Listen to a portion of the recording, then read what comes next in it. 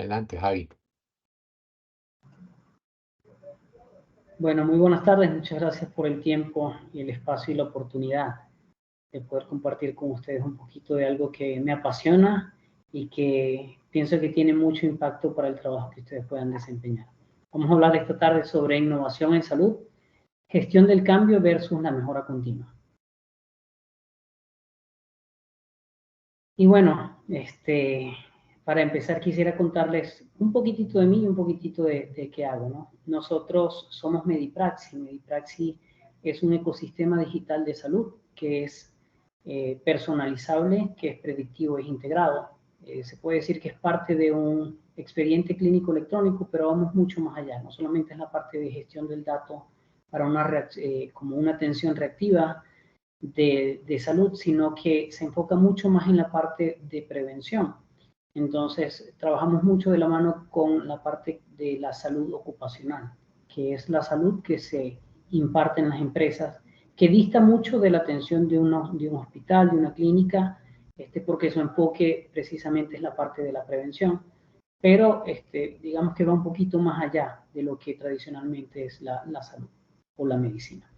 Entonces, eso es Medipraxi. Nosotros llevamos ya casi 5 años en el mercado y bueno, mi experiencia profesional no va de la mano de la salud, sino de la mano de la tecnología. Trabajé casi unos 13 años en la industria del petróleo, desarrollando sistemas para monitorear pozos, por ejemplo, o producción de petróleo en cualquier parte del mundo de manera remota, incluyendo tecnologías como inteligencia artificial para poder predecir cuándo un pozo podía estar fallando en medio del Mar del Norte con varios meses de anticipación y un porcentaje bastante elevado de precisión. Pero ahora eso entonces es lo que hacemos en Medipraxi. Ese es un poco mi perfil y el perfil de la empresa que represento. Ahora, probablemente, y ahora sí entrando en tema de gestión del cambio, probablemente algunos hayan escuchado hablar de Iña Semmelweis. Y si no, pues yo también lo descubrí en este ámbito de la salud. Y este es un ejemplo del cambio. Esta persona, en los años de 1840, era un médico obstetra que trabajaba en el Hospital General de Viena. Y su trabajo la supervisión de las áreas, aparte de hacer el trabajo, la labor como tal de médico, ¿no? Pero también tenía un rol de supervisión de áreas en donde las mujeres que iban a parir, a dar a luz, o aliviarse, no sé cómo lo digan en Costa Rica, pues estaban. Entonces, él observó que en las áreas donde los estudiantes de medicina atendían a las parturientas, la tasa de mortalidad llegaba a ser hasta de 96%, incluso más alta que en las áreas que si la mujer pariera en la calle, literalmente. Y observó que en las zonas en donde la atención era brindada por enfermeras, la tasa de mortalidad era mucho más baja, incluso de menos de la mitad.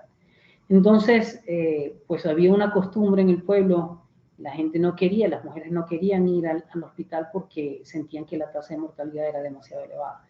Entonces, a partir de esta observación, él hizo la diferencia con los estudiantes y les pidió que se empezaran a lavar las manos siempre con una solución de cloruro cálcico para quitar un poco lo que él consideraba como suciedad en las manos.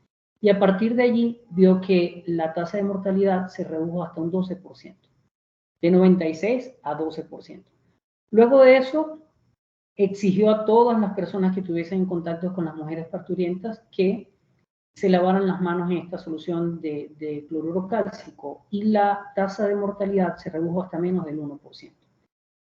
El problema vino después, porque la manera en la que él trató de llevar esta iniciativa fue imponiendo a todo el personal. Y pues sus colegas se sintieron un poco ofendidos y básicamente lo despidieron del hospital porque pensaron que no iba a venir ningún húngaro a Viena a enseñarles a hacer medicina y a tener como nuevas prácticas. Entonces, bueno, luego se fue a Hungría, trató de implementar lo mismo en el hospital donde estaba trabajando y de manera impuesta al final sus colegas le tendieron una emboscada, lo llevaron a un hospital psiquiátrico, forcejeando, tuvo allí un accidente y días después murió, precisamente por una infección, que es lo que él estaba atacando, ¿no? El tema de lavarse las manos. Y bueno, a la edad de 47 años murió. Acá lo que quiero mostrar es cómo una iniciativa que parte con muy buena intención, si no es llevada bajo el proceso de la gestión del cambio, básicamente no termina en nada bueno. Obviamente esto terminó, ahora sí que el día de hoy le agradecemos muchísimo la participación a esta persona, pero su manera de tratar de implementar este cambio básicamente lo llevó a la muerte, literalmente. Entonces, es como para que veamos que no importa lo bueno que sea nuestra iniciativa y lo importante y lo relevante que pueda ser para la sociedad, el mundo, etcétera, si no llevamos el proceso de la gestión del cambio, va a ser muy difícil que se implemente. Entonces, hoy vamos a ver un poco cómo empezar el cambio, qué es la difusión de la innovación y cómo se digiere eso, la gestión y estrategia del cambio, lecciones aprendidas que hemos tenido acá en Medipraxis con nuestro sistema, y algunas conclusiones que comentan el paso a paso del camino del cambio. Ahora, los motores del cambio son dos, básicamente reactivo o proactivo, dependiendo de la cultura de la organización, de la visión de negocio que podamos tener, de la perspectiva de negocio que podamos tener, entonces nuestro comportamiento va a ser reactivo o proactivo. Reactivo, bueno, si hubo un problema ya pasado que básicamente nos dice, mira, tenemos que hacer un cambio porque si no nos va a volver a pasar esto, o si tenemos ahorita un problema presente, entonces esos son motores para que haya un cambio. Pero definitivamente es la peor forma en la que puede suceder un cambio. La manera proactiva es cuando tenemos una visión de negocio, cuando sabemos dónde queremos llegar y entonces definimos una estrategia y nos adelantamos a que sucedan condiciones en el entorno que determinen que sí o sí tengamos que cambiar. Entonces, el enfoque, el deber ser, es que sea proactivo. Ahora, ¿de qué lado estás? ¿De qué lado está tu organización? Básicamente la proactividad y la reactividad tiene que ver mucho con el cómo es cada uno, ¿no? Pero definitivamente también una cultura en la organización en la que estemos que puede ser bien sea proactiva o reactiva. Si somos reactivos, simplemente lo que tenemos es que darnos cuenta de que no es la manera correcta de operar y que sobre todo en temas de tecnología, pues el deber ser es ser proactivo. Tenemos que ir siempre un paso adelante de las necesidades que puedan existir. Ahora, tenemos que preparar el terreno del cambio. ¿Y cómo preparamos este terreno del cambio? Bueno, lo primero es hacer una auditoría sobre la situación actual de la organización. Necesitamos entender cómo es el clima de la organización, la cultura organizativa, las personas, los valores de la organización. Y esto es un trabajo de fondo que hay que hacerlo antes. Depende del tamaño de la organización, del tipo de cambio que queramos implementar. Obviamente no es lo mismo algo en un consultorio con 2, 3 médicos a un cambio en un hospital con 2.000 médicos, ¿no? Y todo lo que eso involucra. Entonces, obviamente mucho más sencillo mientras menos gente haya, ¿sí? Pero en todos los casos necesitamos entender cuáles son los motores de esa organización. Y esto es un proceso que así que en instituciones grandes tiene que ser muy consciente. Aquí no queremos entender las aspiraciones, lo que piensan los jefes o las personas que estén en puestos directivos. Aquí queremos entender a toda la organización, porque al final, sí, las órdenes pueden venir desde arriba, pero la resistencia normalmente va a venir principalmente desde abajo. Entonces necesitamos entender de manera muy honesta esta auditoría que debe hacérsela a la organización. A veces son auditorías que deben venir de entidades externas, de manera que puedan ser muy objetivas y donde la gente no se calle, literalmente no oculte lo que siente, lo que piensa y lo que ha visto dentro de la organización. Y entonces que eso sean las bases para que a partir de allí se defina un cambio. En realidad, la planificación es la inversión más eficiente en tiempo y recursos de cualquier implementación. Lo más barato es comprar un sistema. Lo más complicado es hacer que la gente realmente lo utilice con el valor que puede agregar a la organización. Para el tema de innovación, que normalmente pues ustedes están un poco involucrados en esto, ¿no? En gestión del cambio a través de innovación en el área de salud. Desde 1962, el sociólogo, estadista y profesor Everett Rogers definió esta teoría de cómo es la difusión de la innovación. Él hizo un estudio en donde observó que habían 5 comportamientos distintos. En el primer grupo que observó estaban los entusiastas o innovadores. Son personas que esos son los primeros que hacen las filas cuando hay un teléfono nuevo, cuando hay un auto nuevo, o sale un congreso de X y son los primeros que quieren estar allí en ese congreso. Esa población solamente representa el 2.5% de la población, una población sumamente escasa, pero que es el motor de la adopción de la tecnología. Luego vienen un 13.5% de la población, que son los adoptantes tempranos. Estas son personas visionarias, con mucho enfoque en la parte racional. Normalmente van a adoptar de manera muy temprana la tecnología, pero van a hacer pruebas. Ellos son los primeros usuarios que van a comenzar a hacer pruebas robustas para definir si funciona el sistema, si no funciona, cómo se puede mejorar. ¿Verdad? Que son los usuarios de oro que todos queremos tener cuando estamos haciendo implementaciones tecnológicas. Luego viene un abismo en donde sigue el 34% de la población, que son llamados la mayoría temprana. Esta mayoría temprana es una población que sí adopta el cambio, necesita haber visto 2, 3 beneficios que otros hayan tenido, por ejemplo, de una plataforma que se quiere implementar. Y a partir de esos 2, 3 beneficios o casos de éxito, entonces ellos están con total apertura para adoptar el cambio. Luego viene una población que es conservadora, que también representa un 34%, a la cual la llamamos la mayoría tardía. Esta es una población bastante difícil de alcanzar, un poco renuente, a las que los motores de decisión, más que mostrarle beneficios, es como consecuencias de no adoptarlo. Entonces, los primeros adoptantes son, mira, con esto vas a tener tales beneficios, y de esa manera ellos adoptan. Los restantes son más desde la perspectiva del miedo, del terror, psicoterror, ¿no? Entonces, a ellos sí tenemos que decirles, mira, es que ya salió una ley en la que dice que esto se tiene que hacer de esta manera, porque si no las implicaciones son tales. Entonces, es una población un poco más complicada de alcanzar. Y la última población son los rezagados, que es el 16% restante. Esta es la población que de verdad es sumamente complicada de alcanzar y que incluso una vez que salen leyes, salen multas, sale lo que sea, todavía tienen resistencia al cambio.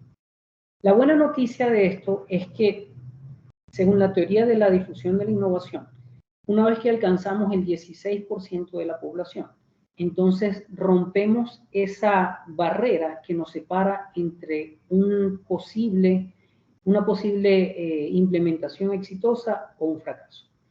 ¿Por qué? Porque este 16% básicamente es la masa crítica que necesitamos alcanzar para que luego el proceso de manera orgánica se complete, y tiene que ver más con un tema de tiempo. Pero ya el esfuerzo, ahora sí que ese esfuerzo brutal que hay que hacer desde un principio, al romper esta barrera del 16%, ya está hecho, y el resto ya es un tema de tiempo.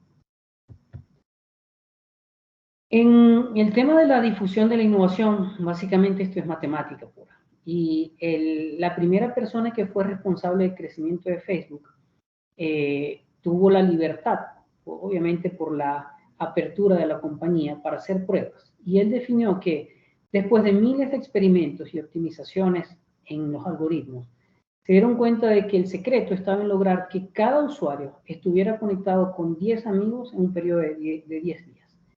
Eso para llegar a la meta que tenía Facebook de ser una empresa global en el tiempo que habían establecido.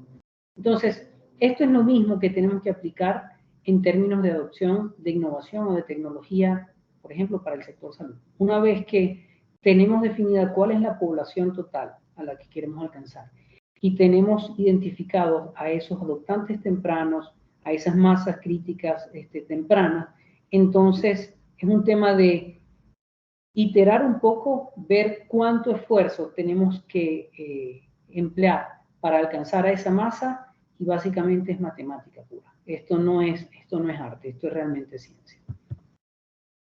Ahora, la gestión del cambio, según Kurt Lewin, que es uno de los precursores de esta área, en esta área como hay dos tipos de fuerzas, las fuerzas impulsoras y las fuerzas restrictivas.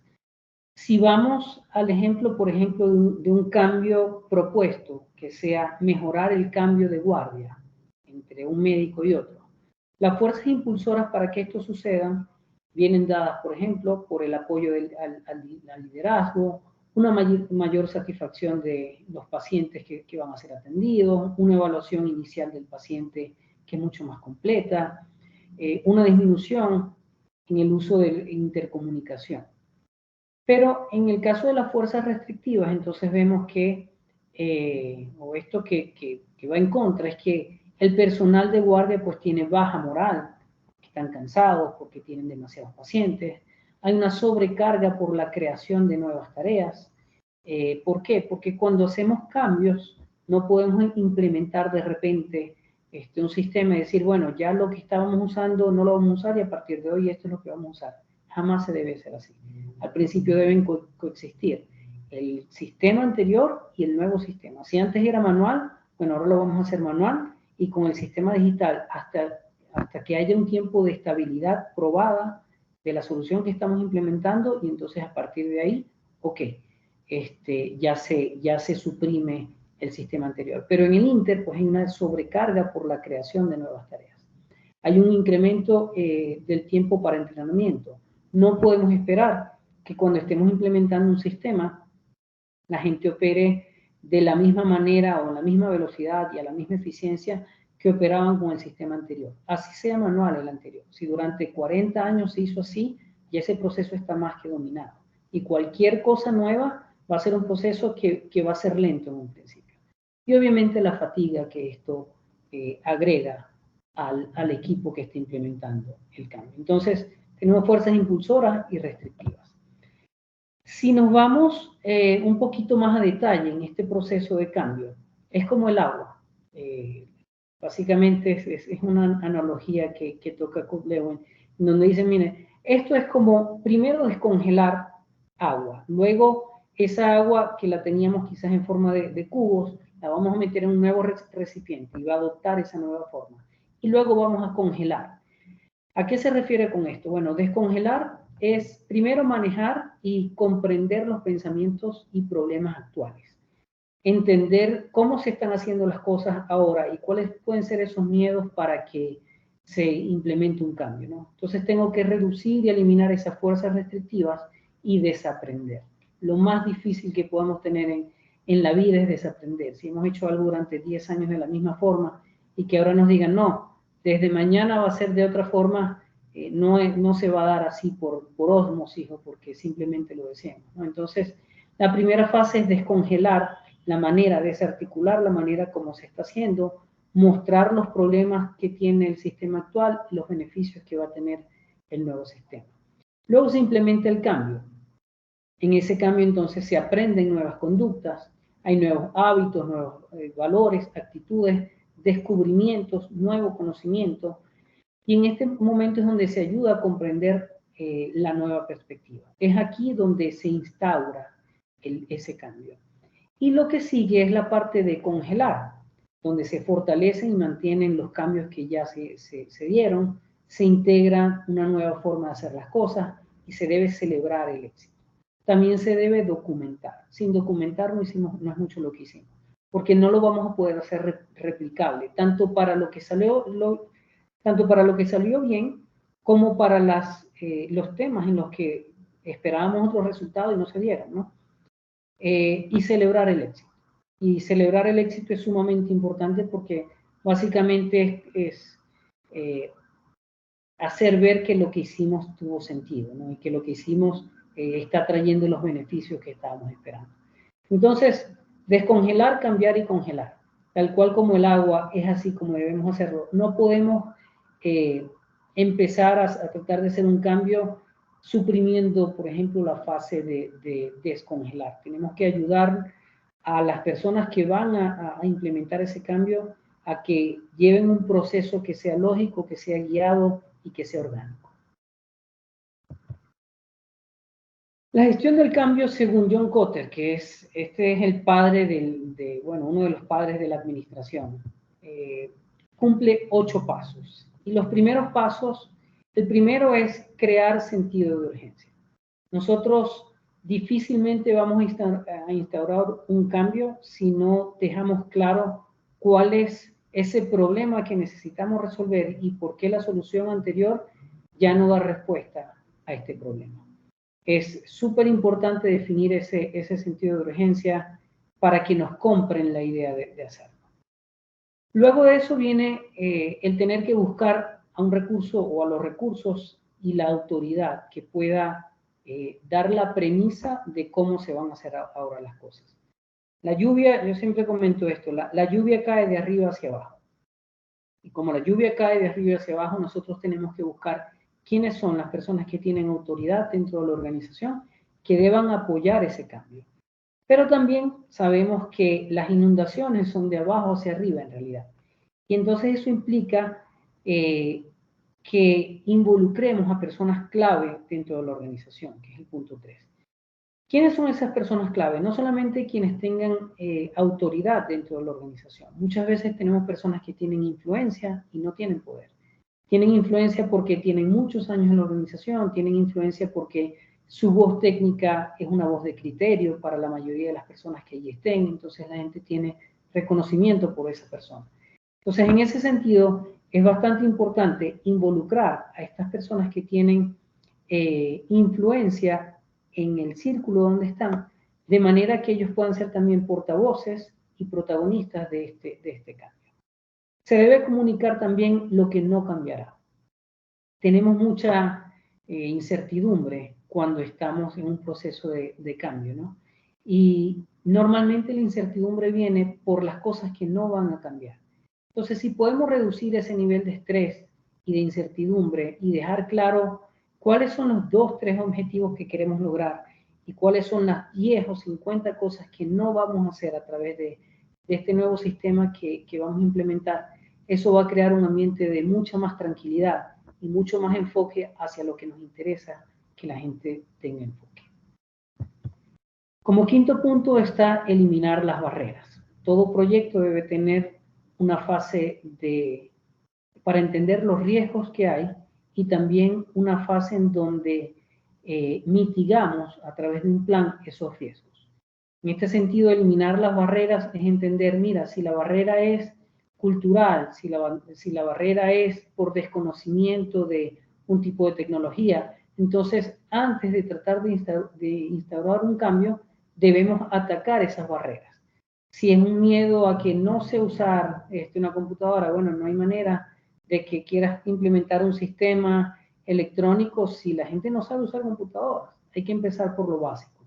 Y a partir de ahí, comenzar a trabajar esas áreas en donde hay inseguridad y una vez que ven éxitos o progreso en esa área, entonces avanzar un poquito en el cambio. Se deben crear metas a corto plazo. Esto es súper importante. A veces queremos implementar sistemas que toman 2, 3 años para llegar al punto donde nos encantaría que estemos. Pero esos 2, 3 años no son humanamente posibles esperarlos. Entonces, es bueno ser un poquito más estructurado en colocar metas que sean a corto plazo, alcanzables y sobre todo que vayan dando credibilidad al proyecto, porque necesitamos ir viendo resultados. Si esperamos poner un proyecto que va a comenzar a dar resultados dentro de un año, es muy difícil que la gente siga comprometida, porque no vamos a ser capaces justo de cumplir el punto 7, que es mantener la intensidad.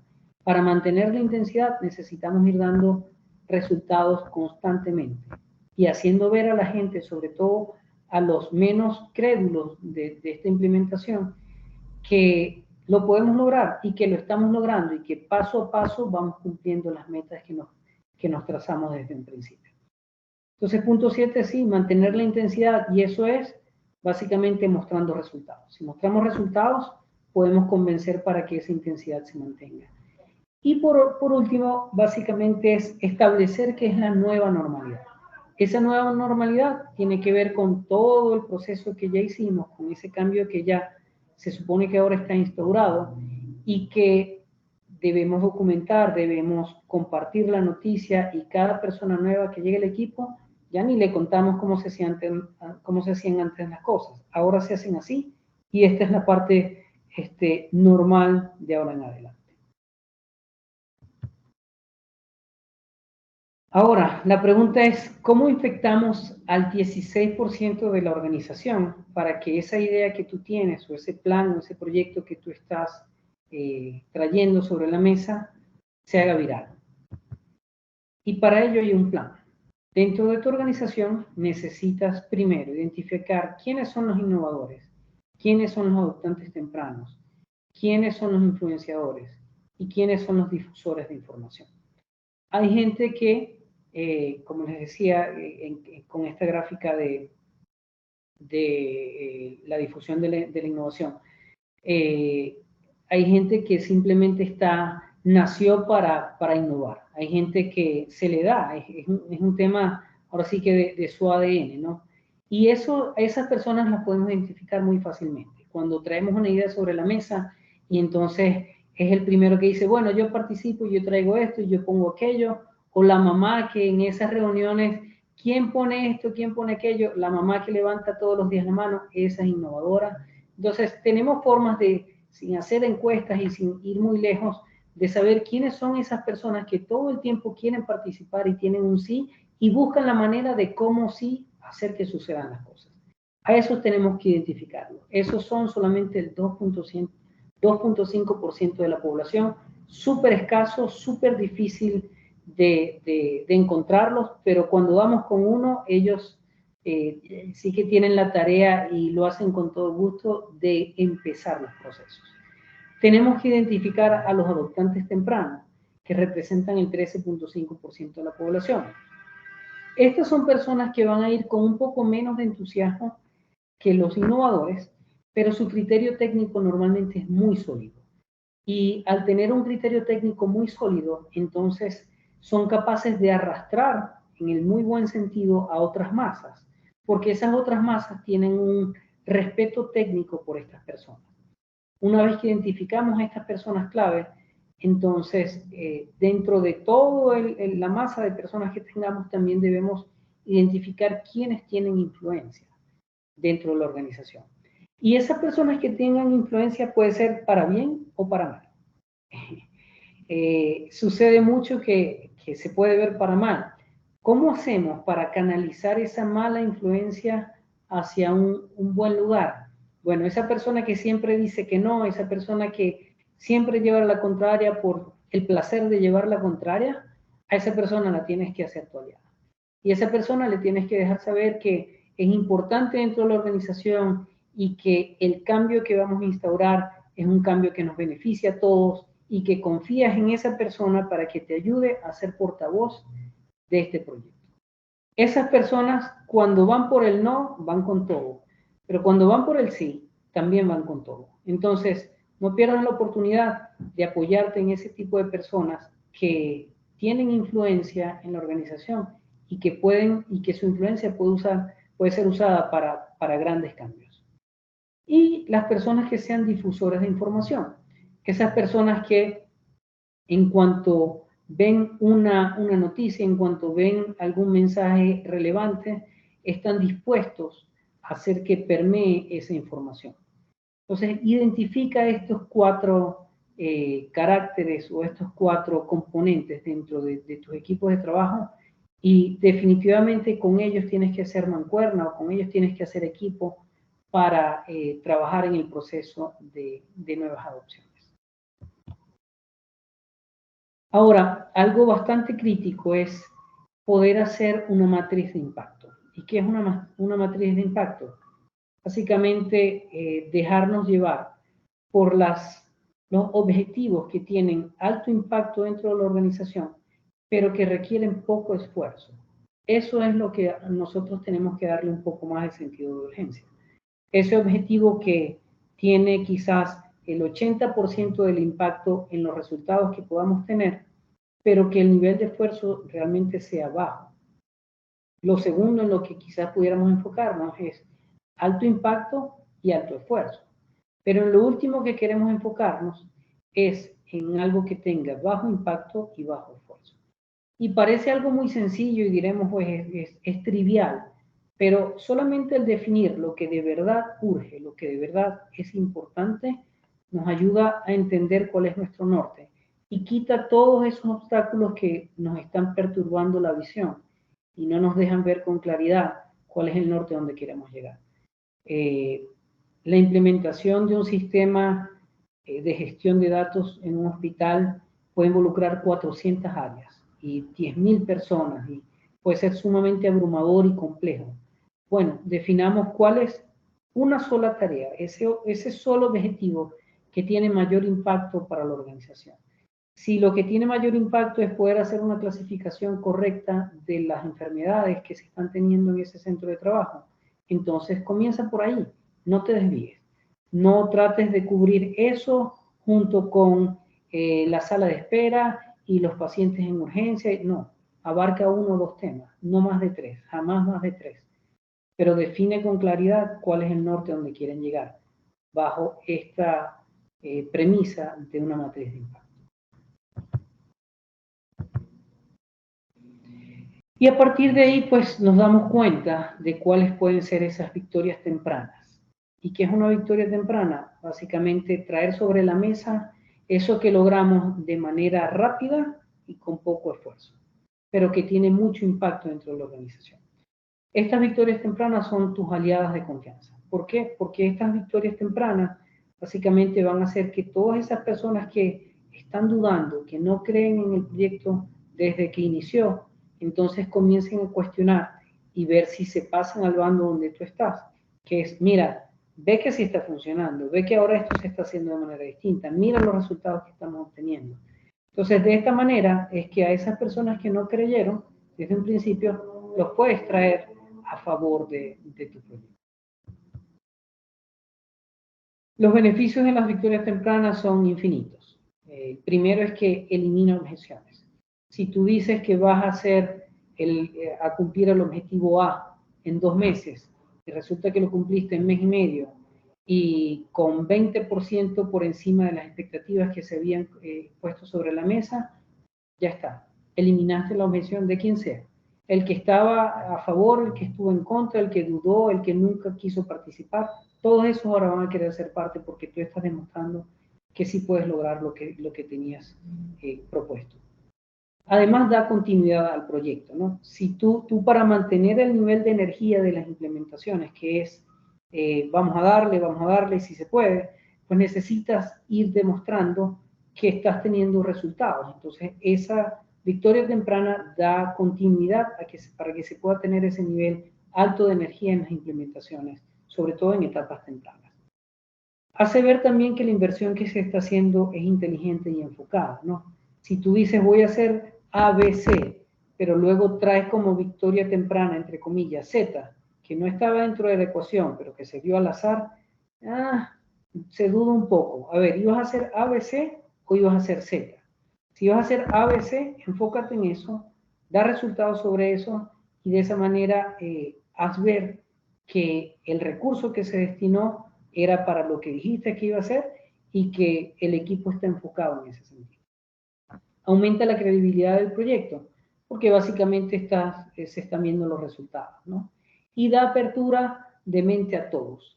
El que creía muchísimo ahora va a creer muchísimo más en el proyecto. El que no creía nada va a dudar de lo que no creía porque va a decir, pero, no, parece que sí está funcionando.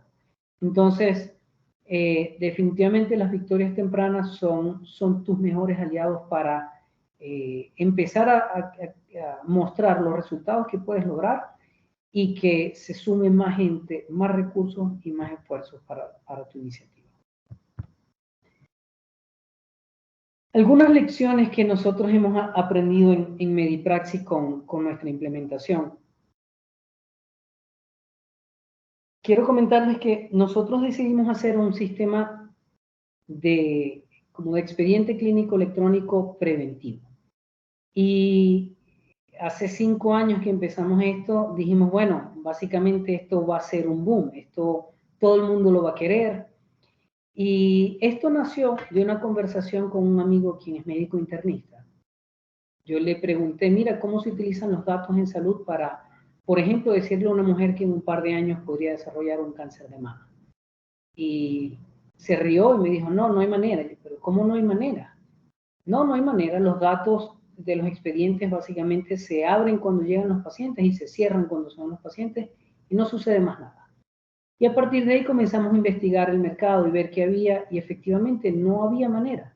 No había manera porque hay investigaciones que dicen cómo, pero la tecnología no estaba siendo usada para eso, a pesar de que en otras áreas lleva más de 20 años usándose tecnología para hacer exactamente lo mismo, solo en otras industrias. Entonces, a partir de ahí, nosotros decidimos hacer un sistema que tenga la prevención como ley de vida e incluso la predicción. Y bueno, cuando ya tuvimos esto maduro, comenzamos a tratar de comercializarlo y vimos que no había interés. Fuimos a clínicas, hospitales y no había interés. ¿Y por qué no hay interés? Porque como pacientes estamos acostumbrados a ir al médico cuando tenemos un problema ya manifestado, un síntoma, un signo, algo que nos obliga a ir al médico. Y los médicos están acostumbrados a recibir pacientes enfermos. Es lamentable, pero así somos como sociedad. Entonces, nos dimos cuenta de que no había interés en algo que para nosotros podía salvar vidas, literalmente. Entonces, tuvimos que pivotar y nos fuimos hacia la parte de salud ocupacional.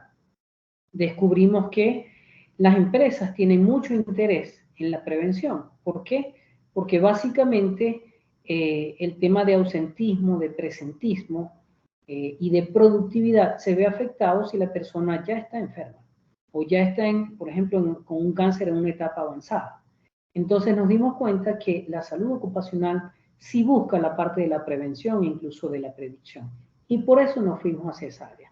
Nos costó muchísimo entender, pero básicamente hay una barrera cultural que como sociedad no nos permite ver la medicina desde el punto de vista de salud. No llegar ya enfermos, sino cómo mantener la salud que tenemos, al menos mantenerla o mejorarla. Entonces, bueno, nuestra lección no tenía que ver con hacer un sistema que fuese más robusto, una mejor arquitectura. No inventamos la rueda para nada, ni el hilo negro, pero nos dimos cuenta de que básicamente si el mercado no está listo para una solución que está muy avanzada en tema cultural, mira, no hay nada que puedas hacer. Solamente busca, enfócate en ese mercado que sí esté listo para adoptar la tecnología que tú tienes. Y aquí quisiera hacer como una pausa en el sentido de que para la salud hay 10.000 soluciones. La tecnología está por mucho más avanzada en otras industrias. Y hay un tema de moda, ¿no? Ahorita se habla demasiado de la inteligencia artificial, por ejemplo, un tema que no es nuevo. La inteligencia artificial comenzó, hay registros desde 1920 con la robótica. Tiene muchas áreas. El tema nuevo de la inteligencia artificial es que ahora es generativa. Y el que sea generativo, que comenzó como a principios de los 2000, lo que quiere decir es que ahora ella está hecha para que ella pueda crear, cosa que anteriormente no podía hacer. En temas de salud, por ejemplo, el reconocimiento de patrones o reconocimiento de imágenes es muy usado desde hace décadas, por ejemplo, para tomografías, cualquier cantidad de estudios. Entonces, aquí lo importante y a lo que quiero llegar es que hay que identificar qué áreas de la salud podrían estar más avanzadas para adoptar cierto tipo de tecnologías. Y entonces, si tenemos un proyecto que trae mucha innovación sobre la mesa, vayamos con esas áreas que están más abiertas al cambio y no vayamos con áreas en donde de verdad el nivel de resistencia vaya a ser muy alto, porque la frustración y la capacidad o la posibilidad de éxito en esos proyectos va a ser baja. Entonces, vayamos con quien sí esté preparado para adoptar el cambio. Y con el que no, entonces comencemos a trabajar por la raíz de ese problema, que normalmente no va a ser la tecnología, sino va a ser un tema cultural, va a ser un tema de temor al cambio. Entonces, trabajemos en esos otros aspectos para que, así que esté madura esa área de la salud y luego entonces vamos implementando cambios. Hablaba también del tema de la inteligencia artificial. Yo estoy súper a favor de la tecnología y de la implementación de tecnología. En el tema salud, el punto crítico es la privacidad del dato. En ese sentido, las inteligencias artificiales generativas, como ChatGPT o las que crean imágenes, etcétera, ahí tenemos que ser un poco cuidadosos en cuándo, cómo, dónde y por qué vamos a implementar esto en temas salud. ¿Por qué? Porque estas tecnologías son, digamos, abiertas. Los datos que allí subamos, ahí quedan. Entonces, algo que no debemos y no podemos hacer ni legal ni moralmente o éticamente hablando es exponer el dato de los pacientes.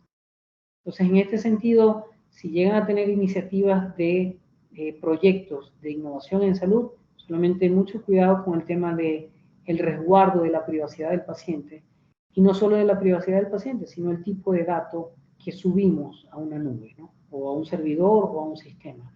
Para eso existen empresas que se encargan de desarrollar el mismo tipo de tecnología como ChatGPT, pero con uso interno. De manera que ese dato que nosotros estamos subiendo no va a ser expuesto en el Internet, sino que va a quedar resguardado dentro de un servidor local. Pero estoy sumamente a favor de la tecnología, solo no a favor de compartir datos de absolutamente nadie, por temas sobre todo éticos. Entonces, con la historia que les comenté, ¿no? Nuestras lecciones es que en el enfoque tradicional o de medicina general, el médico atiende al paciente solo cuando el paciente va a una consulta. Nosotros impulsamos a que el médico pues, se pueda adelantar a cualquier situación de riesgo que pueda tener el paciente, oncológico, cardiovascular, metabólico, de manera que no llegue un paciente ya con un infarto, sino que se le pueda decir al médico, mira, este paciente tiene un riesgo cardiovascular de tanto, es momento de que lo consultes para que evitar cualquier tipo de situación. El enfoque tradicional tiene una larga curva de aprendizaje. ¿Por qué? Al no hacer uso de tecnología, al no documentar las lecciones aprendidas, entonces cada médico aprende por ensayo y error. Cuando hacemos uso de tecnología de manera correcta, nosotros podemos hacer algo que se llama capitalización del conocimiento.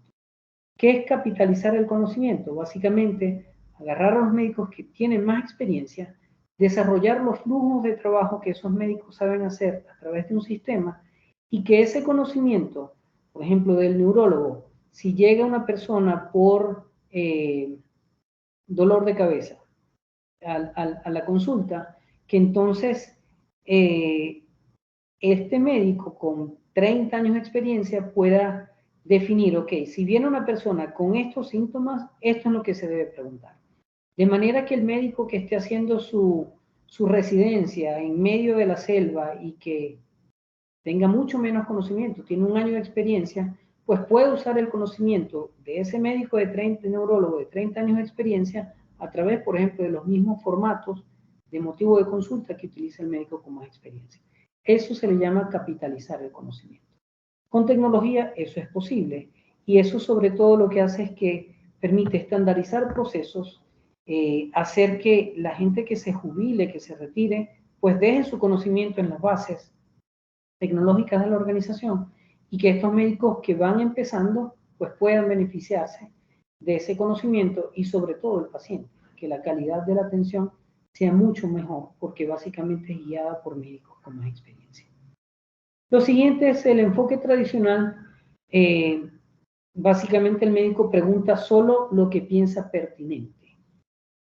Pero en el enfoque de la innovación nosotros vimos que si el médico con más experiencia, por ejemplo, define los formatos de motivo de consulta, entonces todos pueden seguir un proceso guiado y se personaliza y se va mejorando. Es un ambiente colaborativo entre todos los médicos que tienen más experiencia dentro de una organización. En el enfoque tradicional, pues también vimos que el médico simplemente se encarga de resolver el motivo de consulta. Si el paciente vino por un dolor de cabeza, pues ya está, eso es lo que le voy a resolver. Pero en un enfoque con innovación, se atiende al paciente en las múltiples áreas de oportunidad que pueda tener. Vino la persona por un dolor de cabeza, pero resulta que tiene problemas de sobrepeso, resulta que tiene problemas por una diabetes, etcétera, etcétera. Entonces, se le debería dar una atención integral y no solamente resolverle el dolor de cabeza. Son un poco de las lecciones que nosotros aprendimos y que distamos mucho. No nos gusta la medicina tradicional, es lo que hay, pero nuestro enfoque va más hacia la parte de prevención y predicción. Y la tecnología permite hacer eso. Y la bondad de la tecnología es que permite que la capacidad de atención del médico se incremente, la calidad de atención se incremente, se reduzcan los tiempos de atención y que el paciente, que pues, es quien más se beneficia, pueda recibir una atención mucho mejor. En el caso de implementación de proyectos, se estima que cerca del 60% de los proyectos de cambio fallan. Y básicamente la causa de esta falla es no seguir el proceso. Es justo hacer lo que hacía este médico que quería imponer a que todo el mundo se lavara las manos sin explicar el porqué y sin tener un proceso de gestión de cambio por detrás. Entonces, la gestión del cambio es una manera de hacer las cosas. La mejora continua es otra. Cuando yo pienso en gestión del cambio, si cambio normalmente es porque, bueno, ya tuve un problema y tengo que hacer un cambio forzoso literalmente, en donde tengo que hacer un proceso de gestión del cambio, etcétera, etcétera. Normalmente esto sucede en organizaciones reactivas, en donde hay falta de visión, falta de estrategia, hay problemas frecuentes. Estas son las organizaciones en donde todo urge, todo era para ayer, ya estamos retrasados, ya tenemos multas. En este tipo de organizaciones, algo muy frecuente que sucede es que se critican los errores. Nadie se puede equivocar. El que se equivoque pues es perdedor, ¿no? Estas organizaciones básicamente tienen como consecuencia pérdida del mercado, van a perder clientes y al final del día también desaparecen, porque en esa lucha constante con el cambio llega un momento en donde pues ya alguien innovó mucho más y los hace desaparecer. En el caso de la mejora continua, entonces hablamos de organizaciones proactivas, en donde lo primero y lo más importante, hay una visión clara. ¿Dónde queremos llegar? ¿Cuál es nuestro norte? Cuando no sucede esto, cuando no se tiene claro dónde se quiere llegar, cualquier lugar donde lleguemos está bien, es incuestionable, ¿no? Entonces, la falta de claridad en esa visión es la primera señal de alerta. Una estrategia definida también tiene que ver cuando tenemos una visión clara. Ir a la vanguardia, un dominio del mercado y cada vez va a ir ganando más mercado una organización que se enfoque en mejora continua. En estas organizaciones está bien fallar, no pasa nada. Lo importante aquí es fallar, aprender rápido y documentar. Y estas organizaciones básicamente se enfocan en reinventarse. Ven una nueva oportunidad, se reinventan, cambian, cambio continuo. Entonces, la diferencia básicamente parte de la visión. ¿Tengo o no tengo visión? Si no tengo visión, donde sea que llegue, está bien, porque no tengo un norte definido. Entonces, para el cambio, básicamente es seguir un paso a paso. Y este paso a paso comienza por identificar a cuál es el equipo que voy a involucrar en este cambio. Luego de identificar a este equipo, que es el innovador, el adoptante temprano, el que puede hacer la difusión de la información, entonces debo definir el plan de comunicación. En este plan de comunicación no solamente voy a cambiar, sino tengo distintas edades a quienes tengo que comunicarle. Bueno, necesito distintos planes para comunicarme con cada digamos, rango de generaciones, ¿no? O tengo distintos perfiles culturales, distintos idiomas, profesiones, como los queramos segmentar. pero definitivamente la manera en la que yo voy a comunicar, por ejemplo, a estudiantes, a profesores, a directores, etcétera, tiene que ser distinta. Y eso debo considerarlo en mi plan de gestión de cambio. La ecuación de la difusión de innovación. Necesito identificar cuál es el 16% de mi población con la que voy a implementar el cambio. ¿Para qué me sirve esto? Si yo, por ejemplo, tengo un hospital con 1000 personas y ahora quiero colocar un sistema nuevo. Entonces, ¿qué voy a hacer? Hago una gestión en donde diga, desde hoy, esto se implementa así, o si yo sé que la ecuación básicamente tiene que involucrar al 16% de la población, entonces sería, agarro 160 personas, esas 160 personas que yo sé que por rango de edad quizás estén más asociadas a cierto tipo de tecnología, que por personalidad tienen más interés en participar en cosas nuevas, va a ser mucho más fácil. Hago un proyecto piloto en donde defino a ese 16% de la población, con ellos implemento, defino los objetivos y defino cómo va a ser el plan de comunicación para difundir eso que sucedió como éxito en este proceso de innovación. Establezco las victorias tempranas que quiero que sucedan desde un principio. Mido los resultados. En realidad debo medir antes, durante y después. Si mi propuesta es poner un sistema y lo que busco con este sistema es reducir el tiempo de consultas en 5 minutos, pues yo tengo que saber hoy, si lo están haciendo de forma manual, cuánto está durando una consulta. Y entonces implemento, le enseño a las personas cómo usar el sistema. Comienzo a medir semana 1, semana 2, semana 3, lo hago durante 3 meses. Comienzo a ver que sí primero hay un incremento en el tiempo. Obligatoriamente tiene que haber un incremento en el tiempo porque la persona no sabe usar bien el sistema. Veo cuándo se estabiliza ese tiempo. Se iguala si la consulta dura 30 minutos antes que se sea manual y hoy, un mes después de implementar mi sistema, me dura 30 minutos, ok, ese es mi punto de equilibrio, por así decir, un mes. Pero luego a los 2 meses resulta que ya me está durando 25 minutos. Listo, esa fue mi victoria temprana. En 2 meses yo logré reducir esos 5 minutos por consulta que yo tenía como propuesta de valor para ese proyecto. Mido resultados, mejoro, documento. Esto es lo que normalmente falta en casi cualquier proyecto de implementación de gestión del cambio. Sin documentación, aprendemos por ensayo y error. Ese proyecto que fue un súper éxito con 1000 médicos que se implementó de expediente clínico, si no lo documenté y ahora se va a hacer en otra ciudad, básicamente se va a hacer desde cero porque no me di la tarea de aprender, de documentar eso que aprendí en la implementación. Y el análisis post-mortem, debo comunicar los aprendizajes, que es parte de la documentación.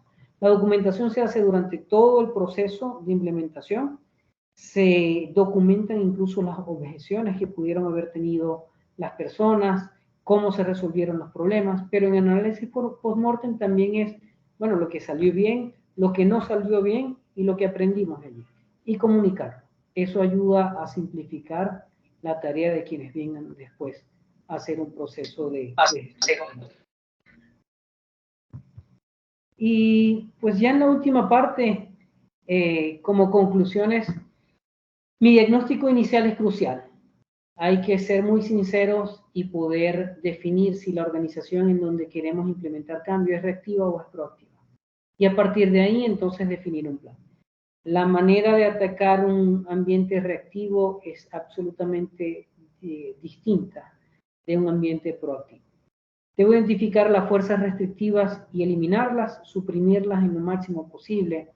Debo definir cuáles son esas victorias tempranas que me van a permitir incrementar la credibilidad del proyecto a lo largo de toda la organización. Debo definir cuál es mi equipo de transformación digital. Esto es clave, ¿no? Como tener el equipo técnicamente solvente, pero también que tenga influencia dentro de la organización. La comunicación para cada grupo debe ser diferente. Entender que si yo voy a hacer un proyecto en un hospital, pues a lo mejor la comunicación hacia el personal de enfermería va a diferir un poco del personal de recepción y del personal de los camilleros, etcétera, etcétera, ¿no? Necesito hacer comunicación que sea efectiva para cada uno de los grupos involucrados. ¿Está bien fallar? Lo mejor es que sea rápido. Y eso es parte de lo que debe haber como ADN en una organización. Está bien que fallemos, hagámoslo rápido y aprendamos de eso. Y documentar para compartir las lecciones aprendidas. Y bueno, el momento del cambio es hoy, ¿no? No sé en qué término estará quizás cada uno de ustedes ahorita en tema de clases, pero las personas que vayan a escuchar esto a futuro, probablemente algunos estén implementando, algunos estén considerando implementar. Nunca es tarde. La idea es empezar. Así que, bueno, esta era la plática. No sé si tengan alguna pregunta a la que pueda dar respuesta o confundirnos más, pero si no, buscamos las respuestas.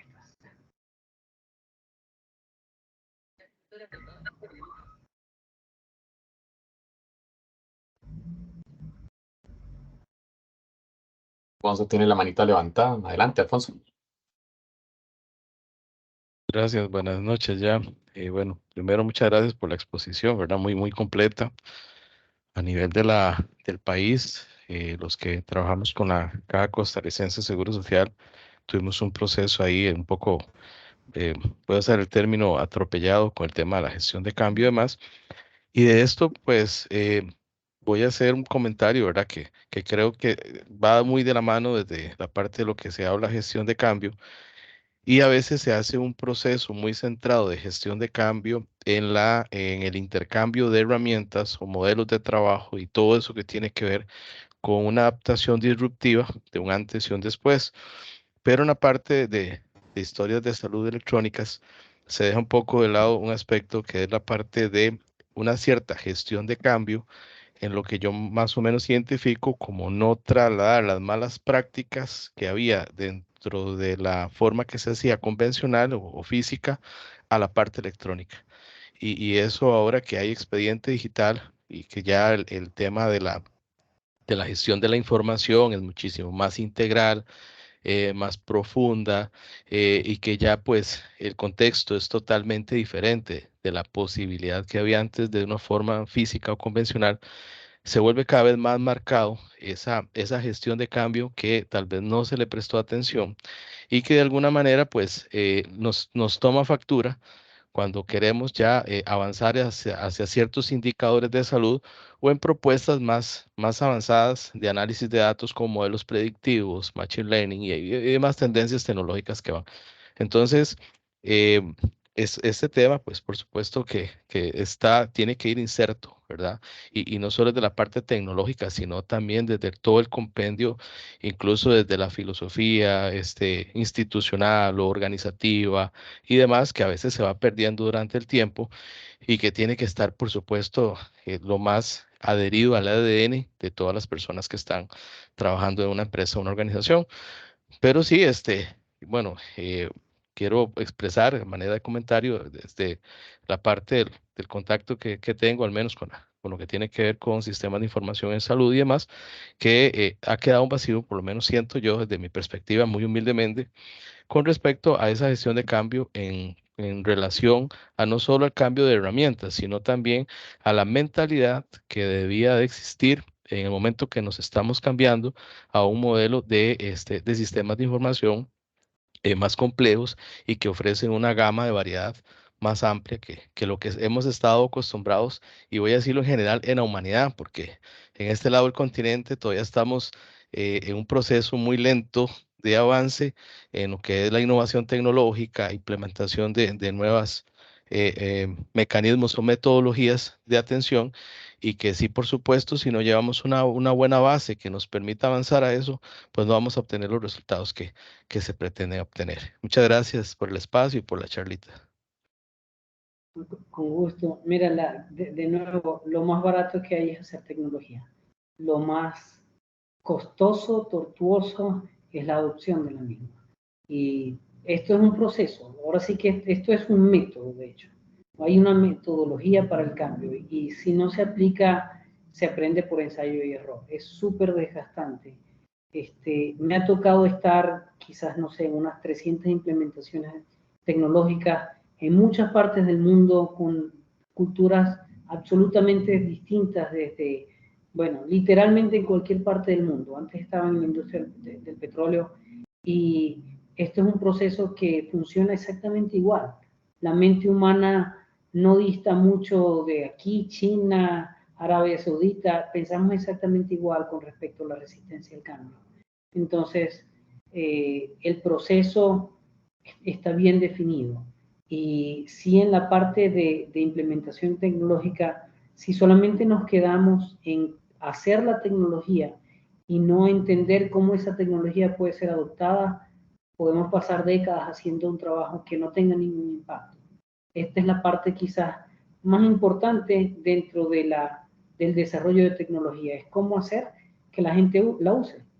Y para eso hay que prepararse, porque es muy doloroso cuando uno ve proyectos que tienen todos los, ahora sí que pies y cabeza, una razón de ser muy noble, importante, pero que se van para atrás porque no ha habido el proceso guiado para que se pueda implementar esa solución. Así que... Gracias, Javi, por la explicación. Tenemos la manita de Iván Rodríguez.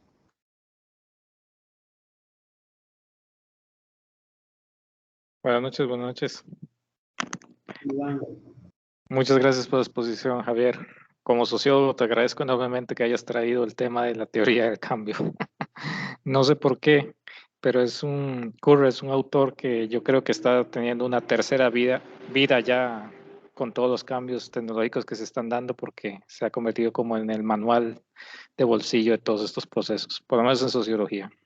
Entonces te lo agradezco.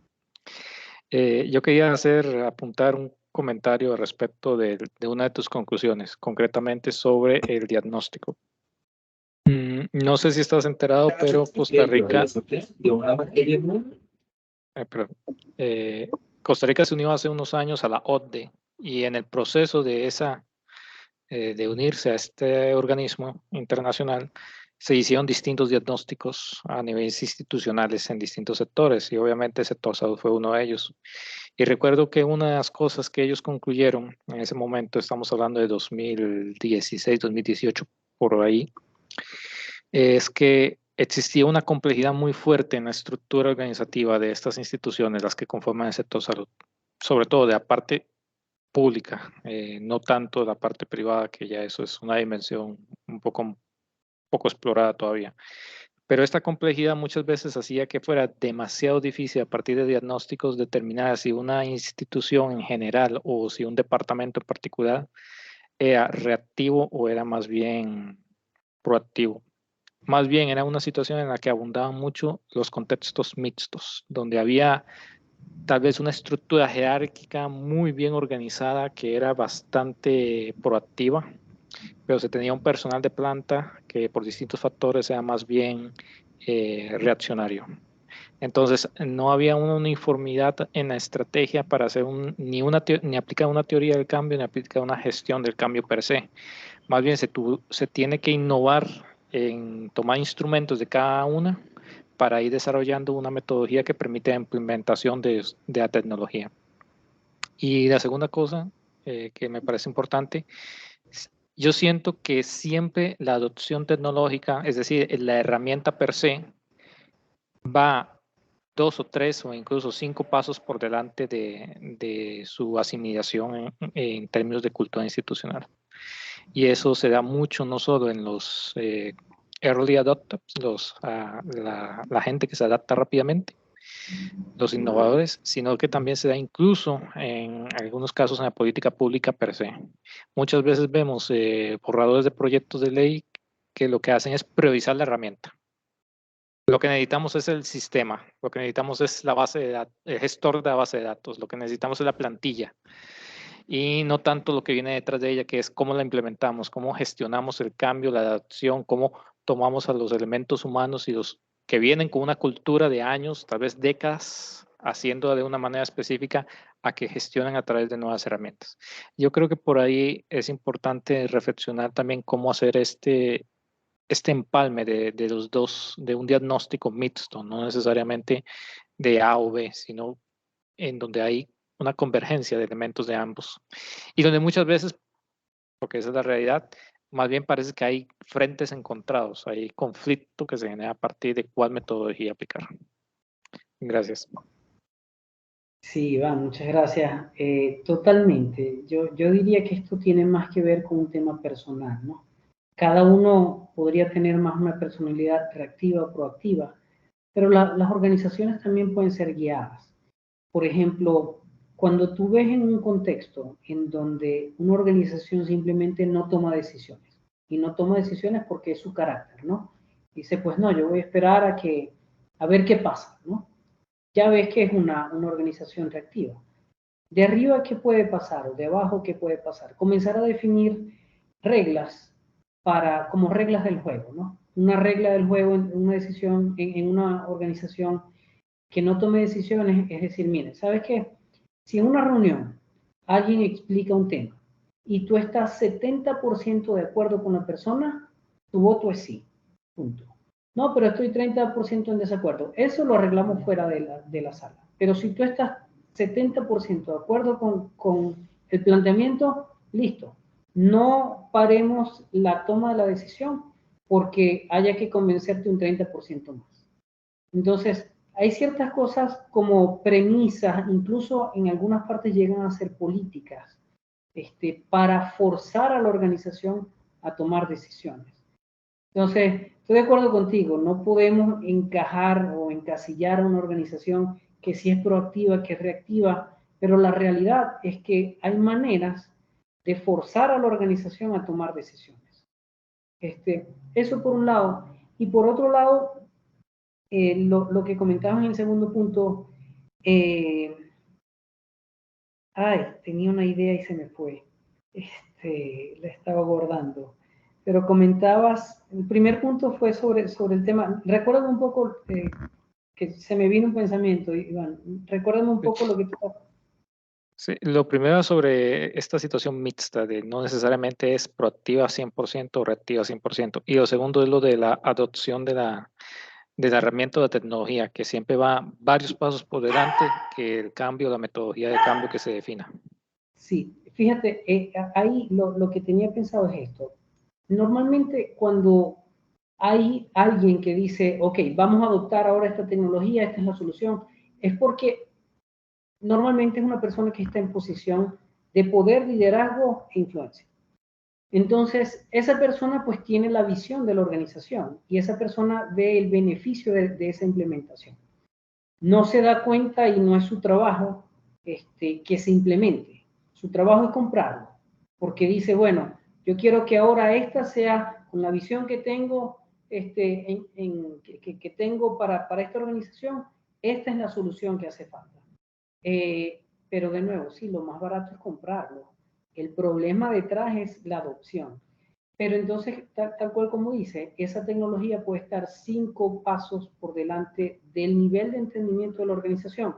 No está mal, eso está bien, porque básicamente hay visión desde quien toma decisiones en la organización. Ahora, debe haber también allí como una preparación para que esa visión no solamente se quede allá en el infinito, en el espacio, sino que haya un plan para que se baje acá al terreno de nosotros los mortales, ¿no? Y que entonces se pueda tener claridad sobre el por qué se quiere implementar, por qué es tan urgente esa implementación.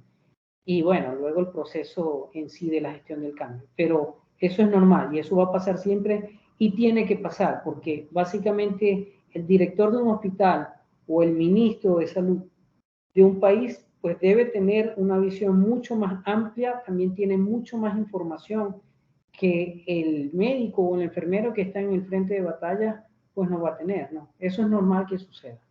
Pero responsabilidad de quien lleva la tecnología también es guiar a las organizaciones para ese proceso de adopción tecnológica. De acuerdo, Javi, muchas gracias. Tenemos la participación de Marvin. Hola Javier, muy buenas noches. Gracias por esos valiosos aportes. Bueno, quería comentar dos aspectos. Primero, desde mi experiencia de trabajar en proyectos de tecnología, proyectos de TI, por así decirlo, hemos hecho un cambio en la organización donde yo trabajo de pasar de metodologías tradicionales cascada ahora a metodologías ágiles. Y definitivamente gestionar el cambio en metodologías ágiles nos ha ayudado a acelerar y a entregar mejores resultados, efectivamente, y de una manera más eficaz. Las metodologías cascadas comprenden, por así decirlo, trabajos de entregas más amplias. Digamos, hago un trabajo para un periodo de 6 meses a un año y lo entrego y la gente lo revisa posteriormente, pero luego surgen cualquier cantidad de cambios porque se entrega un producto grande y complejo. En cambio, con las metodologías ágiles yo voy entregando productos más pequeños mes a mes y se van haciendo una revisión de las mismas, y si identifico alguna desviación logro ajustarlas.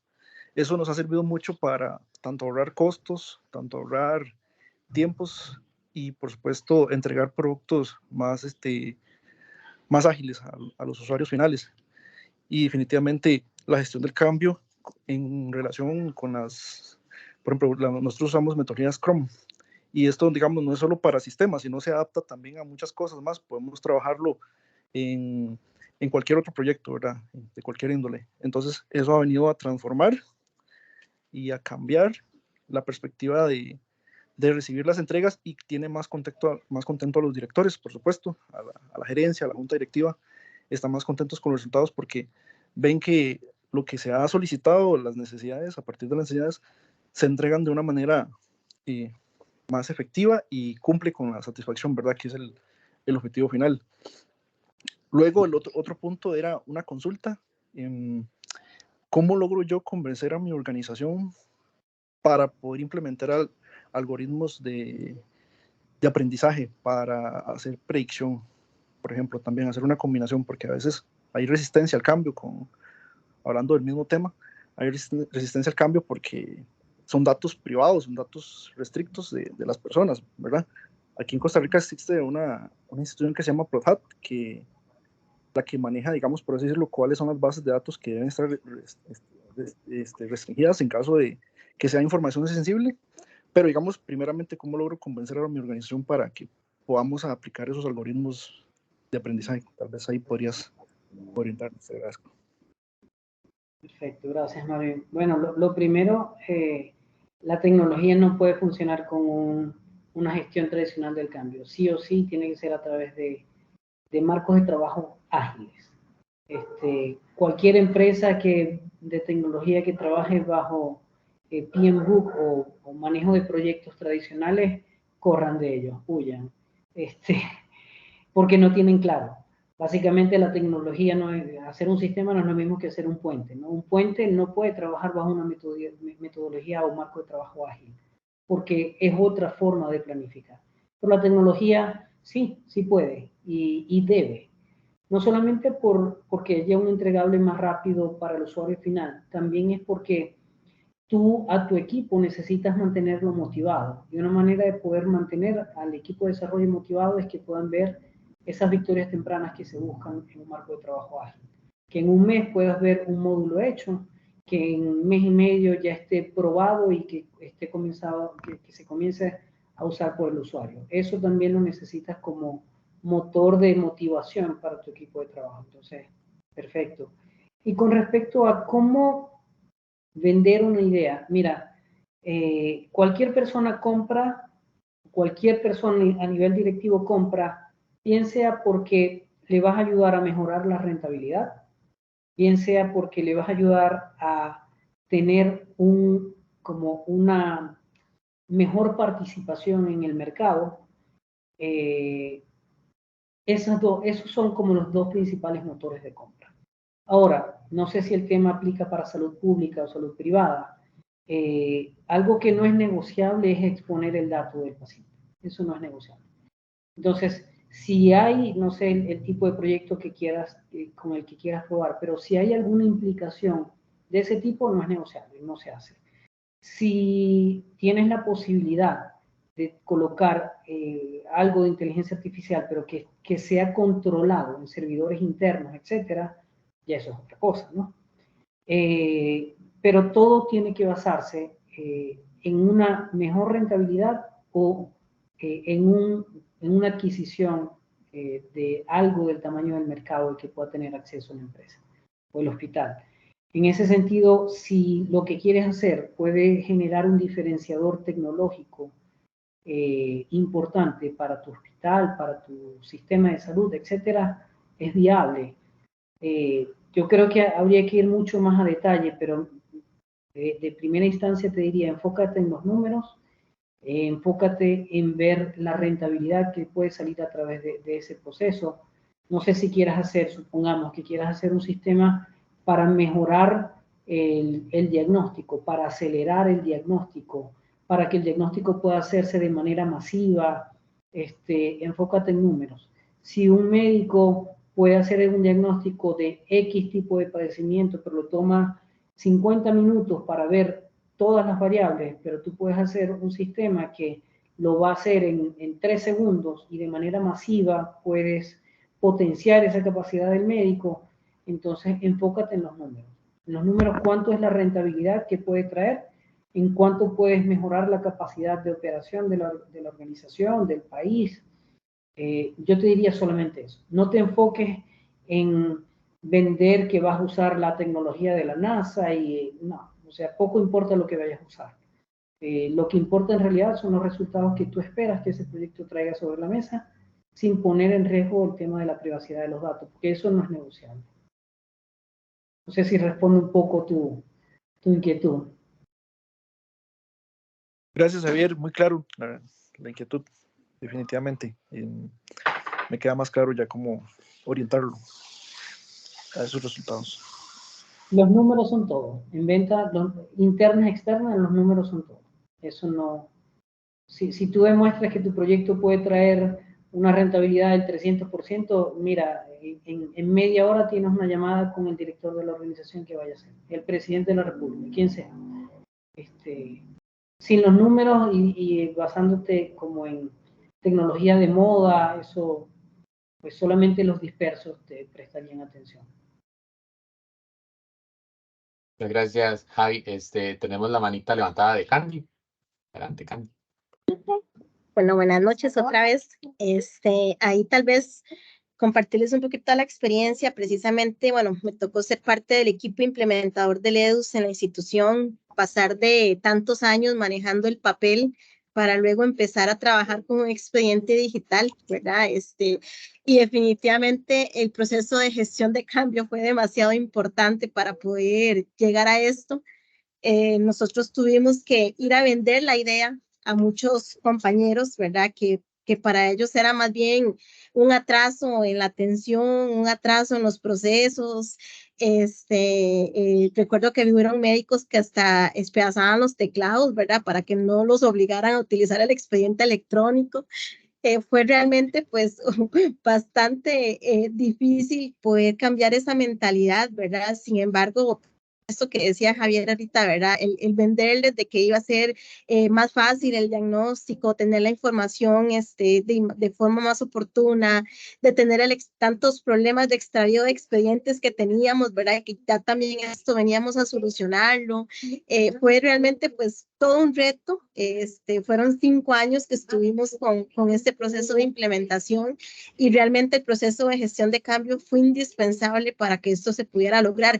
Bien decía Alfonso ahora, fue un proceso de cambio como muy light, porque en realidad era como llegar a venderles la idea y darles como todos los beneficios y ahora sí póngase a capacitar y a implementar, ¿verdad? Pero por lo menos tratábamos de que realmente ellos entendieran de que esto iba a mejorar muchas cosas, que todavía falta mucho que mejorar también, porque realmente todavía hay muchas cosas que están pendientes de poderlas hacer, ¿verdad? Pero definitivamente sí tuvimos que pasar como por esta fase, ¿verdad? De poder cambiar esa mentalidad, ¿verdad? Muchos compañeros que criaron prácticamente pues todo manual. Ahora ya tenemos una generación un poquito más tecnológica, ¿verdad? Y de hecho ahora cuando se vino el hackeo fue todo lo contrario, ya no sabían usar nada en papel, ¿verdad? Pero sí ha sido todo un reto, ¿verdad? Entonces quería como compartirles un poquito también esa experiencia que tuvimos nosotros con los procesos de gestión de cambio que tuvimos con el EDUS. Muchas gracias, Candy. Sí, pero fíjate que en lo que comentaba, ¿no? Todo proyecto Incluso en esta parte de gestión del cambio debe incluir una parte de riesgos y un plan de mitigación de riesgos. Si, por ejemplo, si el miedo a esa adopción tecnológica es porque no saben usar bien la computadora, mira, lo primero que hay que hacer antes de pensar en implementar un sistema de expediente clínico electrónico es enséñenle a usar la computadora. Aquí se prende, esta es la ventana, este es el ratón, inicio, Word, PowerPoint, porque eso les va a reducir el nivel de estrés que la implementación pueda tener. Sin ese plan, sin esas medidas de mitigación de riesgos, los procesos de implementación toman hasta décadas. Entonces, es súper crítico. Yo te diría 5 años para implementar es demasiado tiempo. No sé qué pasó. Ahora ya lo pueden celebrar, ¿no? Pero ojalá ya hayan documentado y si no, documenten, porque lecciones aprendidas y deben tener, pero todas. Fueron 5 años porque lo hicieron por fases. Hicieron, por ejemplo, los primeros 3 años fue el primer nivel de atención, entonces eran las 104 áreas de salud que hay que implementar. Y luego, pues los últimos 2 años era toda la parte hospitalaria, eran los 29 hospitales que habíamos, ¿verdad? Entonces, estuvimos por eso, esos 5 años durante todo ese proceso, ¿verdad? Pero era porque fue en diferentes fases que se estableció el proyecto. Pero sí, fue todo una experiencia. No, buenísimo, buenísimo. Y ya pasaron por ahí, ¿eh? Excelente. Javi, tenemos las manitas de Carlin y de Iván Quiros. Iván Corrales, perdón. Buenas noches. Esta parte que mencionaban del cambio generacional a mí me parece sumamente importante. Justamente hoy me pasó una situación muy, muy particular, ¿verdad? Porque las generaciones de ahora están como más acostumbradas a la parte tecnológica, a buscar estrategias de que las cosas pues se hagan más fáciles y más cómodas. La mayoría de nosotros vivimos el cambio que fue de papel a la parte digital, ¿verdad? Que es lo que le han estado comentando, Javier, en la institución, en la Caja Costarricense del Seguro Social. Entonces, muchos de nosotros trabajamos en ambas cosas y fue una época bastante interesante ver toda esta transición. Hoy me decía una doctora muy, muy nuevita, ¿verdad? De que andaba buscando una información del año 2011 y que en qué sistema de información encontraba ella que el paciente había tenido la cita. Y yo le decía, bueno, es que para ese momento tenés que ir y revisar el expediente físico y revisar que la información en el expediente físico esté. Me dice, no, me dice, es que yo necesito el sistema de información que decía que ese paciente tenía la cita, ¿verdad? Entonces yo le decía, no, es que en ese momento, ¿verdad? Y volver a repetir, y me causó mucha gracia, ¿verdad? Si es que lo podemos llamar así la expresión, tener que explicarle a una persona más bien al revés, cómo funcionaban las cosas antes y cómo era antes y cómo teníamos que apegarnos a un expediente, ¿verdad? Y que teníamos que confiar plenamente en que ese papelito que estaba ahí incluido era realmente el documento fiel de la atención que el médico había brindado. Y cómo ahora los sistemas de información nos permiten tener gran cantidad de datos y poder procesarlos de una forma mucho más ágil, ¿verdad? Y mucho más oportuna para poder tomar decisiones correctas, ¿verdad? No tanto como antes que, pues, entre todo lo que había, pues, quedaban como sus ciertas dudas, ¿verdad? Pero me parece muy, muy importante todo este cambio generacional que hemos vivido y que ahora los chicos de ahora están como más anuentes, ¿verdad? A tratar de buscar cada vez más posibilidades de tener información ágil y oportuna.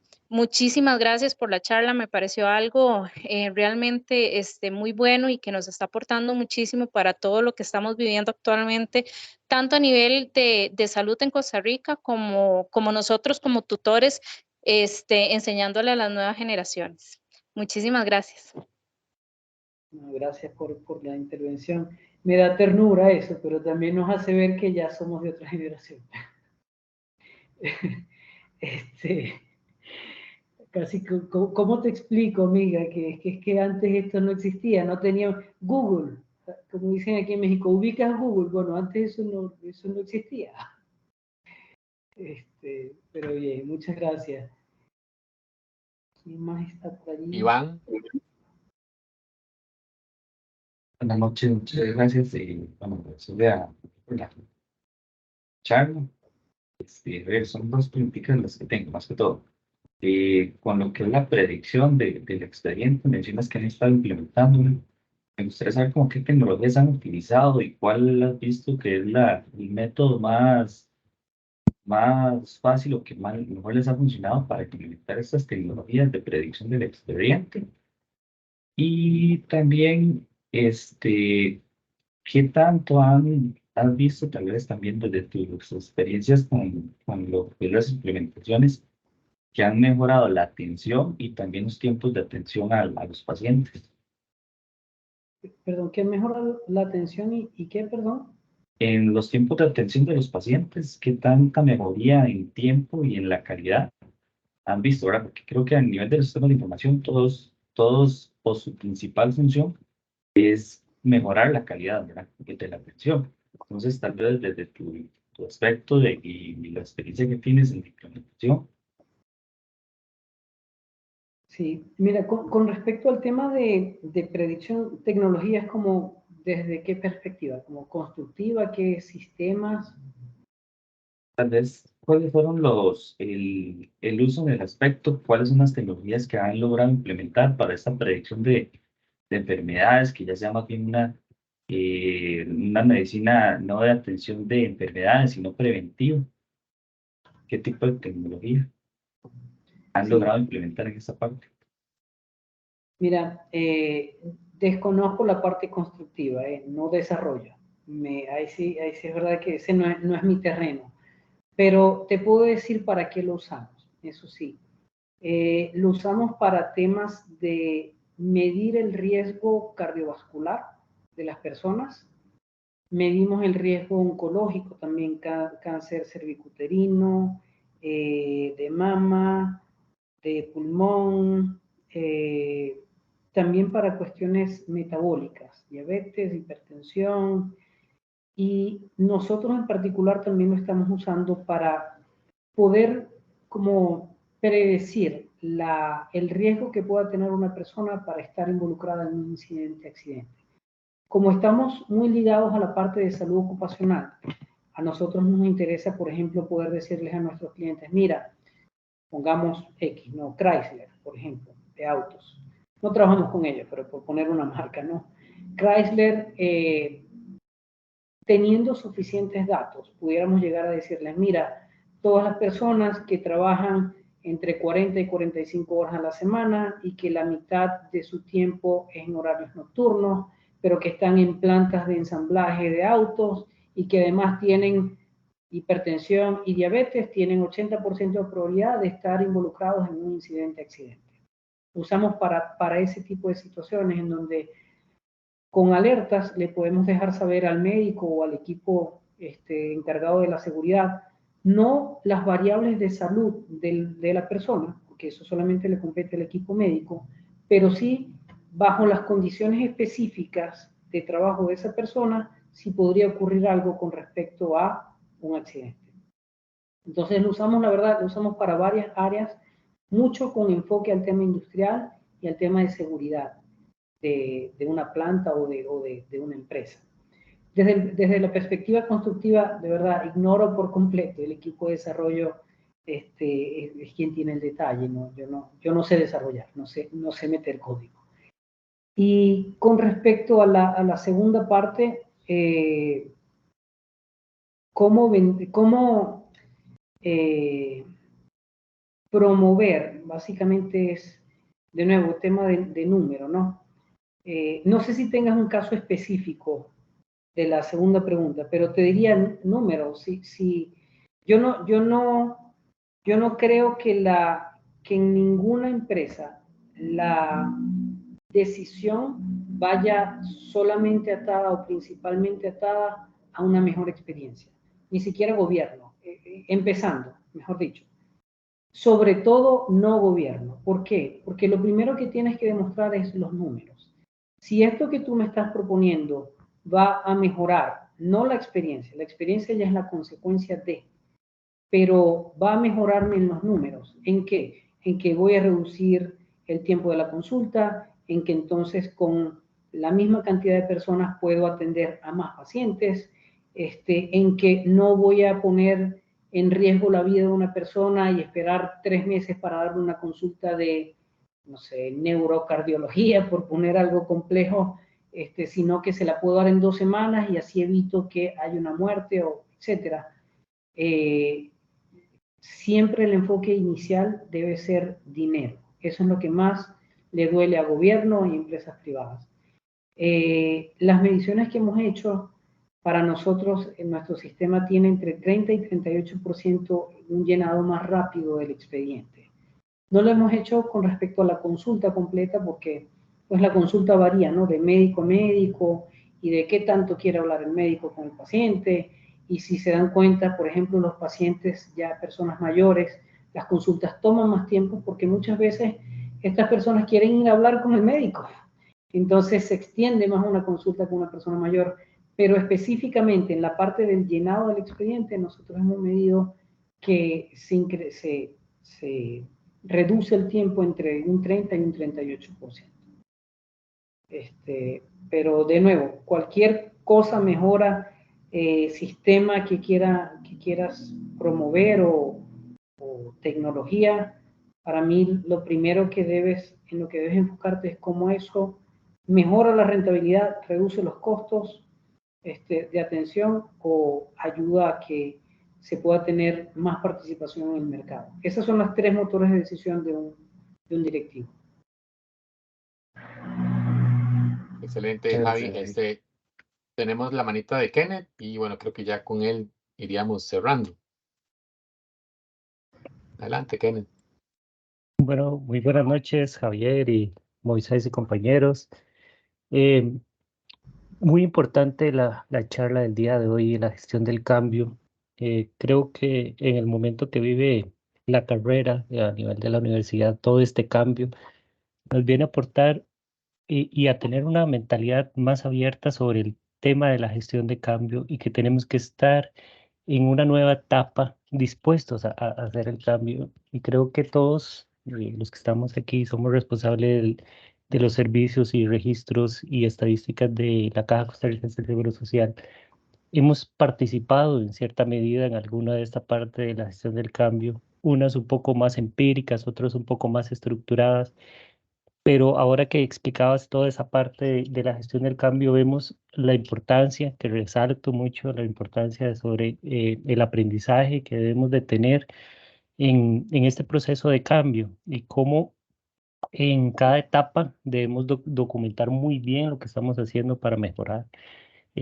Yo como experiencia personal, que ahora que la otra compañera también contaba, hemos participado a nivel de usuario y a nivel de implementadores de diferentes sistemas a lo largo de esta etapa de un sistema de salud costarricense que ha ido evolucionando, donde empezamos de una manera muy empírica, muy de papel, como comentabas, a implementar sistemas informáticos que me permiten tener estadísticas, que me permiten tener información más actualizada para la toma de decisiones administrativas y clínicas de los pacientes. Entonces yo lo veo muy importante. Resalto lo que comentaba sobre el equipo ganador de la transformación y me lo llevo muy ahí pendiente para mi quehacer diario, escoger ese equipo. ¿Cuáles son los innovadores? ¿Cuáles son los que se adaptan temprano? ¿Cuáles son los que influencian? ¿Cuáles son los que tienen esa habilidad para difundir? Y uno donde tiene más de 100 personas a cargo, donde tiene un grupo de gente responsable y todos son una parte de esto, ¿verdad? Entonces, creo que de la charla del día de hoy me llevo eso, seleccionar dentro de mi equipo de trabajo para cada etapa de implementación el grupo de personas y principalmente documentar. Entonces, creo que esta charla nos viene a aportar tanto a nivel educativo como en la parte del sector salud a fusionar eso, ¿verdad? A estar primero dispuesto al cambio y después también ser parte del cambio. Entonces, más bien, muchísimas gracias. Mucho gusto, Kenneth. Mira, el seleccionar primero la población con la que vas a hacer quizás una prueba de concepto, un proyecto piloto, es crítico, porque tú solo no puedes llegar a 1000 personas, si es un hospital de 1000 personas, ¿no? Pero si tú comienzas seleccionando y a lo mejor primero te vas por menos, no agarras al 16%, te pones un poquito más el estándar un poco más bajo y dices, yo voy a empezar con 40 personas, 30 personas, que puedas gestionar. Esas personas que sean motivadoras, que sean dinámicas, que sean sociables. ¿Por qué? Porque una vez que avances con ellos y que ellos vean resultados, básicamente tienes 40, 50 embajadores. Ya no tienes que pasar tú solo el mensaje y desgastarte demasiado, sino que con que a ellos le asignes 10 personas a cada uno, ya está, ya lo hiciste. Pero tú lo que tienes que hacer es multiplicarte y tienes que definir muy bien quiénes son esas personas que se van a multiplicar, con las que tú te vas a multiplicar, porque, bueno, ya luego van a ser las responsables de pasar esa información. Entonces, eso es crítico como estrategia. No tratemos de abordar todo, así que toda una población desde un principio, porque el nivel de desgaste es infinito y no podemos abordarlo. Y la documentación lo que te va a garantizar es que sea un proyecto que se pueda replicar. Y si luego se equivocan y alguien está aprendiendo a usar el sistema, si tú documentaste cómo salir de esa traba, de ese problema, pues ya en la parte de soporte usuario, la parte de cómo implementarse ya está resuelta. Ya es poco lo que tienes que hacer para replicar ese proceso que ya una vez hiciste. Entonces, excelente. Bueno, Javi, y bueno, tal vez ya para ir cerrando, agradecerte la buena disposición, de verdad, una charla excelente. Creo que, como bien lo mencionan los compañeros, como carrera, nos encontramos en este proceso justo, ¿verdad? De gestión de cambio desde hace prácticamente 4 años, ¿verdad? Trabajando paulatinamente en cada una de esas etapas que efectivamente requiere un proceso, pues, de cambio y que justamente hoy estamos viendo reflejado, ¿verdad? Con todos presentes acá y que ya van preparándose para poder impartir lo que es la carrera de Sistemas de Información en Salud. Creo que algo muy importante, bueno, tal vez me lo puedes aclarar acá, es cómo interviene o interactúa la pirámide de Maslow en la parte de la gestión del cambio, con todo lo que es motivación, comunicación, bueno, y cada una de estas etapas que intervienen en el proceso de gestión. sí, mira, yo pienso muchísimo en la pirámide. Yo creo que antes pues la medicina se hacía para sobrevivir, ¿no? Tal cual como la pirámide, ¿no? Tenemos primero necesidades muy básicas, seguridad, alimentación, necesidades fisiológicas, y vamos aumentando, ¿no? Yo creo que ya el mundo está en otro nivel de atención de salud. Ya no solamente es, bueno, sobrevivir, no, ya buscamos, como bien decía alguien anteriormente, experiencia también.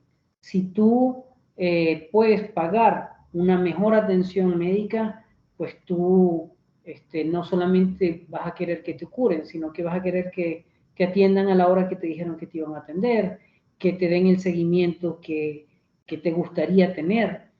En la salud pasa algo muy crítico, ¿no? Y muy particular. La industria de la salud es la única industria en donde el cliente corre detrás del vendedor para comprar sus servicios. Eso no pasa en ninguna otra industria. De verdad, no pasa. Eso es muy raro. El que vende autos tiene que estar detrás del que va a comprar para ver si le compran, ¿no? Pero en salud no pasa así. Entonces, eso nos pone como pacientes en desventaja y al médico lo pone mucha ventaja y te atiende como quiera, literalmente, ¿no? O al sistema de salud te atiende como quiera porque al final de cuentas tú dices, pues yo voy a esperar lo que tenga que esperar porque si no, me voy a morir, entonces yo voy a esperar. Entonces, pero sí, ya el mundo está a otro nivel en donde sí estamos exigiendo un poco mejor de atención, sí estamos exigiendo incluso poder tener acceso como pacientes a nuestros datos, sí nos gustaría, ¿a quién no le gustaría que, por ejemplo, tu médico de repente te llame y te diga, mira, ¿sabes qué? Estoy viendo el sistema y me gustaría que vinieras por el consultorio porque estoy viendo que podrías tener un riesgo para X cosa y quiero que vengas. Entonces, claro, te vas a aterrorizar, pero al mismo tiempo te vas a sentir cuidado porque ese médico pues está yendo un poco más allá de lo que según esta pirámide es pues salvarte la vida, estar como en los puntos básicos y ya es como sentir la tranquilidad de que tienes un sistema de salud por detrás que está viendo de ti, aunque tú no estés en el médico, ¿no? Entonces, yo creo que esto tiene mucho que ver, la pirámide en todo sentido, mucho con el tipo de atención que ahora nosotros como pacientes esperaríamos de un sistema de salud, principalmente privado, público, decimos, bueno, lo paga el gobierno, aunque no, lo pagamos nosotros realmente, ¿no? Pero nos conformamos con un poco más cuando es un tema público.